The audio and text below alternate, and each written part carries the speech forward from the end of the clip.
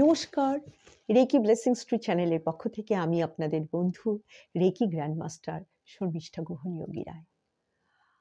আমরা গত 25শে ডিসেম্বর আরও সবার মতোই একটি গ্রামের একটা ছোট্ট চার্চে গেছিলাম, কিন্তু সেখানে গিয়ে মন ভরে গেল, মনটা শান্ত হয়ে গেল। দেখুন, তখন মনে মনে ভাবলাম কত লোক এসছে, নতুন নতুন জামা কাপড় পরে এসছে, মানে জাতি ধর্ম বর্ণ নির্বিশেষে সবাই এসছে। মহাপুরুষদের কাছে যাবার জন্য কোনো কোনো কিছুর প্রয়োজন পড়ে না। তাদের ভেতরে এমন একটা আকর্ষণীয় শক্তি আছে যে তার ফলে তারা মানুষকে জমায়েত করার মতন, মানুষকে তাদের দিকে তাদের আকর্ষণীয় শক্তির মাধ্যমে টেনে নিয়ে আসার ক্ষমতা রাখে। তাহলে দেখুন, এই যে মানুষের শক্তি, আমরা বলছি মানুষের শক্তি, মহাপুরুষদের শক্তি, আপনার আমার মধ্যেও সেই শক্তি আছে। আমার গুরুজি বলেন যে তোমার মধ্যে শক্তি আছে, সেই শক্তিকে জাগাও। তাহলে শক্তির কথাই যখন উঠল, তাহলে আপনাদেরকে একটুখানি আপনাদের সঙ্গে গল্প করি। যেমন ধরুন, আমরা আমাদের যখন মানে এই যে আমাদের শরীরের যে মাসলগুলো আছে, এই মাসল যখন কন্ট্রাকশন হয়, যখন এরকম ধরনের এরকম করে যখন মানে খিচে নেয়, কন্ট্রাকশন যখন হয়, এবং তার প্রভাবটা কি পড়ে আমাদের সেলগুলোর মধ্যে পড়ে, মানে আমাদের কোষের মধ্যে পড়ে। মাসল কন্ট্রাকশনের যে প্রভাবটা, সেটা আমাদের সেল মানে আমাদের কোষের মধ্যে পড়ে শরীরের। আমাদের শরীর যে এনার্জি প্রডিউস করে, বিশ্রামে থাকাকালীনও এনার্জি প্রডিউস করে। মানব শরীরে গড়ে 100 ওয়াট শক্তি কিন্তু সে নিঃসরণ করে, বের করে। খেলাধুলা করলে এটা 300 থেকে 400 হয়ে যায়, মানে আমরা বিশ্রামে থাকলেও 100 ওয়াট আমাদের কম বেশি থাকে। আমরা যখন খেলাধুলা করি তখন 300 থেকে 400 ওয়াটে এটা পৌঁছে যায়। আর এটা মোটামুটি দিনে 2000 ক্যালোরি বার্ন করে। তাহলে এই যে ব্যাপারটা, এত মনে হচ্ছে এত এত করে, কই আমরা তো বুঝতে পারি না, অথচ এর মাধ্যমেই কিন্তু একটা বাল্ব জ্বালালেও মানে সহজ, মানে বাল্ব জ্বালানো যায় এতখানি ওয়াটে। দেখুন, আপনার বাল্বের মধ্যে 100 ওয়াট আছে, 200 ওয়াট, 300 ওয়াট লেখা আছে, বাল্ব তো দিব্যি জ্বলছে। অথচ ওই ওয়াটটাই কিন্তু, ওই শক্তিটা কিন্তু আপনার মধ্যেও আছে। খেলাধুলা করলে সেটা বাড়ছে, আবার বিশ্রামে থাকলেও 100 ওয়াট কম বেশি থাকছে। এবার আমরা যখন হাই ইন্টেন্সিটির কাজকর্ম করব, তখন এই শক্তি আমাদের আরো বৃদ্ধি পাবে। হাই ইন্টেন্সিটির কাজকর্ম কি? খেলাধুলা, দৌড়াদৌড়ি, শরীর গরম করানোর জন্য একদম পুরো কসরত, এইসবের মাধ্যমে কিন্তু আমাদের এই শক্তি আরো বেড়ে যায়। যখন আমরা চিন্তা করি বা যখন আমরা চলাফেরা করি, তখন আমাদের যে সমস্ত অর্গানগুলো আছে, আমাদের যে সমস্ত শরীরের অন্যান্য অঙ্গ প্রত্যঙ্গগুলো আছে এবং যে সমস্ত কোষগুলো আছে, সেখান থেকে কি হয়, আমাদের শক্তিগুলো ক্ষয় হতে থাকে, শক্তিগুলো ব্যয় হতে থাকে। এমনকি রাত্রির বেলাও এই এনার্জি কিন্তু ব্যবহৃত হয়, আমরা শুয়ে থাকলেও এনার্জি কিন্তু ব্যবহৃত হয়। বাকিটুকু আমরা কি করি, এনভায়রনমেন্টের মধ্যে এটা হিট হয়ে বিরাজ করতে থাকে। আমাদের শরীরে যতটুকু নিল, আমাদের চারপাশের পরিবেশের মধ্যে বাকিটুকু কিন্তু ওখানে রয়ে গেল। তো দেখুন, 50 ট্রিলিয়ন ভোল্টকে যদি আমরা 50 ট্রিলিয়ন ভোল্টকে যদি আমরা 0.07 ভোল্ট দিয়ে যদি আমরা মাল্টিপ্লাই করি, মানে গুণ করি, তাহলে আমাদের রেজাল্ট আসছে কত? 3.5 ট্রিলিয়ন ভোল্ট, যেটা আমাদের শরীরে অন্যান্য অর্গানিজমের মতো একটা এনার্জিকে কনভার্সন মেশিন হিসাবে কাজ করে, এনার্জিকে কনভার্ট করে।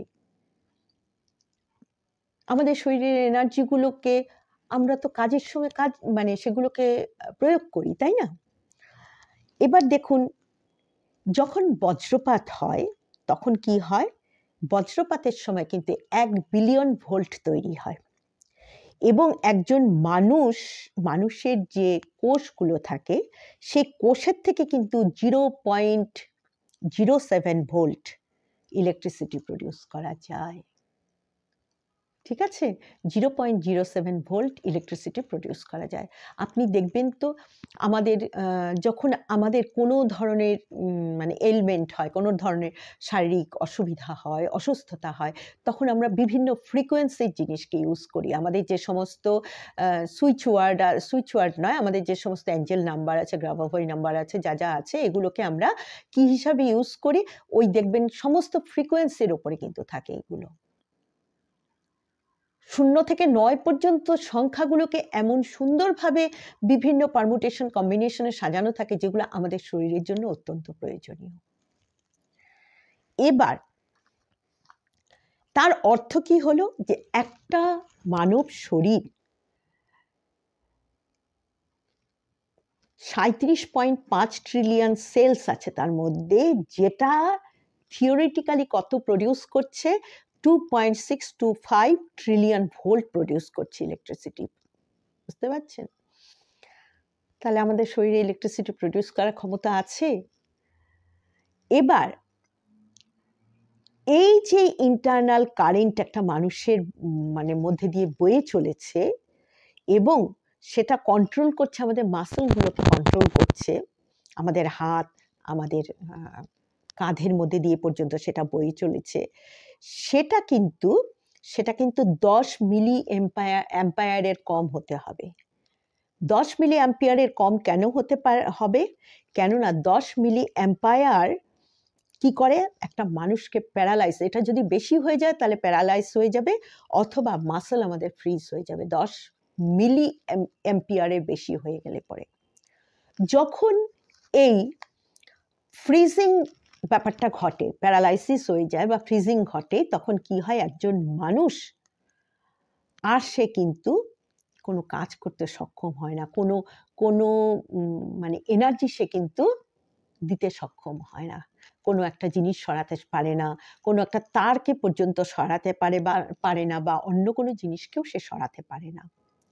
তাহলে আমাদের শরীরের মধ্যে থাকা যে ইলেকট্রিক এনার্জি আছে, এটাকে আমরা বলছি বায়ো ইলেকট্রিক্যাল এনার্জি। আর এখানে নিউরনরা একটা মুখ্য ভূমিকা। নিউরন আমাদের কোথায় থাকে? মগজে থাকে।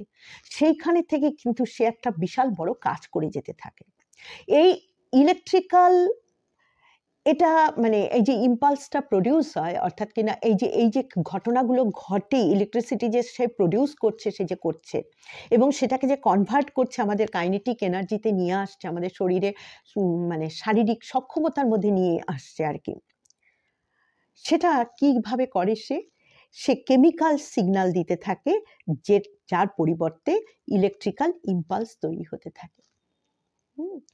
এবং কি করে? সেটা আমাদের নিউরনের মধ্যে দিয়ে, মগজের যে কোষগুলো আছে, মগজে যে সুতোর মতন আছে, সেই নিউরনের মধ্যে দিয়ে বয়ে যেতে থাকে এবং সে একবার যায় একবার আসে, এই স্রোতটা একবার ঢুকছে একবার বেরোচ্ছে, এইভাবেই হচ্ছে। আয়নগুলো এইভাবে ঢুকছে একবার বেরোচ্ছে। এবং তখন কি হয়? তারা একটা সিস্টেমেটিক ওয়েতে ঢোকে এবং বেরোয় এবং কি করে? আমাদের নার্ভের মধ্যে এই ইলেকট্রিক্যাল এই কেমিক্যালগুলোকে পৌঁছে দেয় এবং স্পেশাল কেমিক্যালগুলোকে পৌঁছে দেয়, যেটাকে কি বলা হয়েছে? নিউরো ট্রান্সমিটার বলে বলা হয়েছে। তখন তারা কি করে? পরেরটাকে আবার সেটাকে পাঠিয়ে দেয়, কাছাকাছি থাকা নিউরনগুলোকে পাঠিয়ে দিয়ে আমাদের সেলগুলোর মধ্যে সেই মেসেজগুলোকে পৌঁছে দেয়। এইভাবে আমাদের ব্রেন কাজ করে যেতে থাকে। ঠিক এমন ঘটনাও কিন্তু আপনারা শুনেছেন কুণ্ডলিনী জাগরণ। কুণ্ডলিনী জাগরণ তো আপনারা জানেন, অনেকেই জানেন, যে আমাদের কক্সিসের নিচ অঞ্চলটার মধ্যে কি হয়ে আছে? শঙ্খের মতন পাক খেয়ে আছে। সেটাকে যদি খোলা যায় তবে কিন্তু আমাদের এনার্জি জেনারেট করে। তাহলে এই যে জিনিসটা, এটাও কিন্তু একটা প্রসেস, যে আমরা কি করে আমাদের ভাইব্রেশনাল ফ্রিকোয়েন্সিকে বাড়াবো। ঠিক আছে, আমরা ভাইব্রেশনাল ফ্রিকোয়েন্সিকে কি করে বাড়াবো? এই কুণ্ডলিনী জাগরণের মধ্যে দিয়েও করা যায়। তো দেখা যায় যে আমাদের যে গ্রস ফিজিক্যাল লেভেল আছে সেখানে ফ্রিকোয়েন্সি এবং ভাইব্রেশন সেটা কোন দিকে চলে যাচ্ছে? এসডি ভাইব্রেশনের দিকে চলে যাচ্ছে। কিন্তু এটা কখন ঘটে? যখন কুণ্ডলিনী জাগরণ হয়, এই সময়টায় ঘটে, তার আগে পর্যন্ত ঘটে না। অর্থাৎ কিনা ওই কয়েলটা, ওই শঙ্খের মতন হয়ে থাকা জিনিসটা যখন খুলতে আরম্ভ করে, ওপরের দিকে ধাবিত, কোথায় যাবে? নিচের দিকে তো যাওয়ার রাস্তা নেই, ওপরের দিকে যাচ্ছে। তখন কি হয়? এইভাবে এনার্জিটা জেনারেট করে। তো দেখা যায় যে আমাদের শরীরে তখন প্রাণ শক্তি, প্রাণ ঊর্জা যেটা থাকে সেটার কাজ অনেক বেড়ে যায়। এবং এই প্রাণই হচ্ছে আমাদের সমস্ত সৃষ্টির মূল কথা। এটা আমাদের মডিফাই করে এবং এটা পাল্টেও যায়, এর ফ্রিকোয়েন্সি পাল্টে যায়, ভাইব্রেশন পাল্টে যায়। ফ্রিকোয়েন্সি পাল্টালে ভাইব্রেশনও পাল্টাবে, এই লেভেলটা একদম পাল্টে যায় তখন আর কি। এবং দেখা যায় যে আমরা যেটা মনে মনে আমরা বলি না যে আমাদের ম্যানিফেস্টেশন হচ্ছে না, ঠিক হচ্ছে না, কেন হচ্ছে না? আমরা ওই পাল্টানোর কাজটাকে শিখিনি বলে হচ্ছে না। এটা মানে আমরা বলছি এত করলাম, এত নিয়ম করলাম, ল অফ অ্যাট্রাকশন করলাম, কিন্তু ল অফ অ্যাট্রাকশনেরও ল আছে, সেই লটা তো আমরা জানি না, না, সেই জন্য এরকম হচ্ছে। কাজে ফ্রিকোয়েন্সিকে যদি আপনি না বাড়ান, আপনার ভাইব্রেশনকে যদি আপনি না বাড়ান, তাহলে কোনোভাবে লোয়া কাজ করবে না, মানে ল অফ অ্যাট্রাকশন কাজ করবে না। এবার আমাদের শিব হলেন কি? তিনি হলেন আলটিমেট লেভেল, ভাইব্রেশনের আলটিমেট লেভেল, স্পন্দনের কম্পনের আলটিমেট লেভেল হলেন তিনি। আমাদের এই যে পার্থিব শরীরটা, এটা হচ্ছে সেই ভাইব্রেশনের একদম শেষ, মানে যাকে আমরা বলছি যে মানে আমরা যে শরীরটা নিয়ে চলছি আর কি, এই শরীরটা হচ্ছে ভাইব্রেশনের একদম শেষ স্তরে আছে, একদম ভীষণ কম আমাদের এই ভাইব্রেশনটা। যখন ভাইব্রেশন বাড়ে কম্পনের জন্য, তখন শরীরে আর মনে এক ধরনের মানে কি বলবো যে উচ্চ স্তরে স্পন্দিত হয় বলা যেতে পারে, অর্থাৎ চেতনার তখন জন্ম হয়, অর্থাৎ কনসাসনেসের তখন জন্ম হয়। তাহলে ইলেকট্রিসিটিও একটা ভাইব্রেশন। আর যখন আপনার বায়ো এনার্জি মানে প্রাণ উচ্চ স্তরে স্পন্দিত হতে আরম্ভ করবে, তখন আপনার শরীরে বিদ্যুৎ তরঙ্গ কিন্তু বয়ে যাচ্ছে বলে আপনি বুঝতে পারবেন, শরীরে একটা শক লাগার মতন হচ্ছে। যখন এমন ফ্রিকোয়েন্সিতে ভাইব্রেট হতে থাকে, এমনও হয় যে আপনার সামনে থাকা যে কোনো ব্যক্তি যদি থাকে বা কোনো ইলেকট্রনিক গ্যাজেট যদি থাকে, সে মোবাইল থাকতে পারে, মাইক্রোওয়েভ থাকতে পারে, হ্যাঁ, সেগুলো কিন্তু ম্যাল ফাংশনিং করতে থাকে বা ড্যামেজড হয়ে যায়। আমরা বলি না এই কেমন করে নষ্ট হয়ে গেল। এটা সম্পূর্ণ নির্ভর করে আপনার শরীরে কতটুকু সেই ভাইব্রেশনটা হয়েছে, তার উপরেও নির্ভর করে কিছুটা। এমন লোকের সাথে যদি কেউ হাত মেলায়, সে অবশ্যই শক অনুভব করবে। তাহলে প্রাণ শক্তিকে আমরা যদি উচ্চ পর্যায়ে নিয়ে যেতে পারি, তাহলে কি হবে? ভাইব্রেশন হবেই, এমনও ঘটনা ঘটবে এবং আমাদের লোয়া কাজ করবে, মানে ল অফ অ্যাট্রাকশন কাজ করবে। পৌঁছে দিতে হবে। কথাই আছে, আপনার আরজি ইউনিভার্সের মর্জি। আপনি আরজি ঠিক মতন পৌঁছতে পারছেন না, বড় সাহেবের টেবিলে গিয়ে পৌঁছচ্ছে না, তাহলে কি করে আপনার আরজি কি করে স্যাংশন হবে বলুন তো? হবে না তো। যাই হোক, এবার এটা তাহলে হয়তো অনেকটাই আপনাদের ভালো লাগলো না, কথাগুলো ভীষণ মানে বিজ্ঞান ভিত্তিক কথা, কিন্তু এই বিজ্ঞান, সবকিছুর পেছনেই বিজ্ঞান আছে। আপনি যে বিজ্ঞানের জন্য বসেছেন এখানে, তার নাম হলো অকাল্ট সায়েন্স। সেই অকাল্ট সায়েন্সের মধ্যে এই সায়েন্সটাকে বুঝে নিতে হবে। কোনো কিছুই এমনি এমনি হয় না, কার্য কারণ থাকতে হবে, ঠিক আছে? আচ্ছা, এবার হচ্ছে আমি একটা আপনাদেরকে বেদিক সুইচ ওয়ার্ড দিচ্ছি। আপনাদের মধ্যে অনেকেই আছেন যারা কোথাও ভর্তি হতে চাইছেন, কিন্তু কোনো ডোনেশন ছাড়াই ভর্তি হতে চাইছেন। সাধারণ মানুষের পক্ষে ডোনেশন দিয়ে ভর্তি হওয়া চারটিখানি কথা নয়। তাহলে আপনারা বলুন, এই বেদিক সুইচ ওয়ার্ডটা সিদ্ধি বলুন। দিনের মধ্যে 100 বার 108 বার বলুন না। কতটুকু সময় লাগে? সিদ্ধি সিদ্ধি সিদ্ধি সিদ্ধি করে বলে যান না। আর মনে মনে ইন্টেনশন দিন যে উইদাউট ডোনেশন আপনি ভর্তি হয়ে গেছেন কোথাও, কোনো ইনস্টিটিউশনে, আপনার ডিজায়ার্ড ইনস্টিটিউশনে আপনি ভর্তি হয়ে গেছেন। তাহলে আজকে এই পর্যন্ত। আপনারা ভালো থাকবেন, সুস্থ থাকবেন, এইগুলো একটু বোঝার চেষ্টা করবেন। মানে আমি শুধু একটা মোডালিটির মধ্যে আছি বলে মানে তার মধ্যে বিজ্ঞান নেই, এটা কখনো ভাবা যাবে না। বিজ্ঞান আছেই, সব কিছুর পেছনে বিজ্ঞান আছে। আপনার মগজ থেকে যে মানে চিন্তাগুলো উদ্ভূত হচ্ছে তার পেছনেও বড় বিজ্ঞান আছে। আপনার মগজ কাজ করছে না, তার পেছনেও বিজ্ঞান আছে, নিউরন কাজ করছে না বলে হচ্ছে, সেখানে প্লাক জমা হয়ে যাচ্ছে, সেই জন্য ওই নিউরন কাজ করতে পারছে না। ঠিক আছে, মানে এগুলো কথার কথা বলছি, মানে সবকিছুর পেছনে বিজ্ঞান আছে। যাই হোক, তাহলে আপনার শরীরেও ইলেকট্রিসিটি প্রডিউস হতে পারে।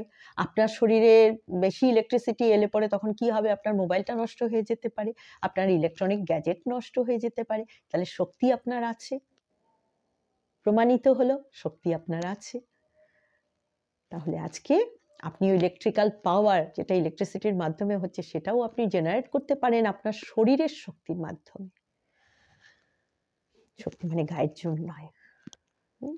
আচ্ছা, এবার আপনারা আমাদের চ্যানেলকে শেয়ার, কমেন্ট, সাবস্ক্রাইব, লাইক এসব করবেন, যাতে আমরা এগিয়ে যেতে পারি, এবং আপনাদের পছন্দ মতন টপিক আপনারা জানাবেন। আমরা অবশ্যই আপনাদেরকে সেরকম ধরনের টপিকের উপরে আলোচনা করব।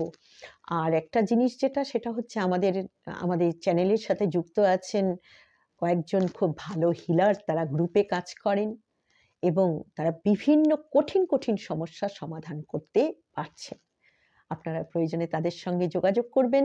আমাদের চ্যানেলের জন্য যে ফোন নাম্বার দেওয়া আছে, হোয়াটসঅ্যাপ নাম্বার, সেখানে যোগাযোগ করবেন। এবং আরেকটি কথা যেটা, সেটা হচ্ছে আপনারা রেকি সহ অন্যান্য যে সমস্ত মোডালিটি আছে আমরা শেখাই, দেখবেন ডেসক্রিপশন বক্সে তার নামগুলো দেওয়া আছে। সেগুলো কোনোটা শিখতে ইচ্ছে হলে আপনারা আমাদের সাথে যোগাযোগ করুন। ভালো থাকুন, অনেক ভালো থাকুন। নমস্কার।